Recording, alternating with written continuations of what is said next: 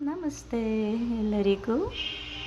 ನೋಡಿ, boiled egg ತಿನ್ನೋರು ಎಗ್ನ ಹೀಗೆ ನೀರಲ್ಲಿ ಹಾಕಿ ಅದಕ್ಕೆ ಸ್ವಲ್ಪ ಉಪ್ಪು ಹಾಕಿದರೆ ಎಗ್ ಬೇಯುವಾಗ ಹೊಡ್ಕೊಳ್ಳುತ್ತಲ್ಲ, ಆವಾಗ ಉಪ್ಪೆಲ್ಲ ಮೊಟ್ಟೆಗೆ ಸೇರುತ್ತೆ.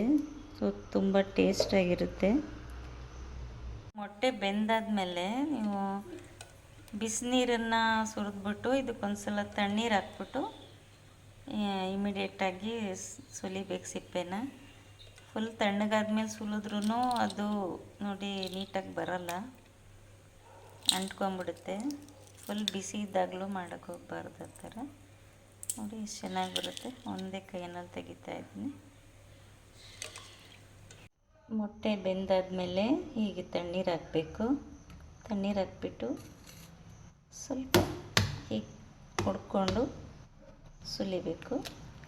ಅವಾಗ ನೋಡಿ ನೀಟಾಗಿ ಬರುತ್ತೆ.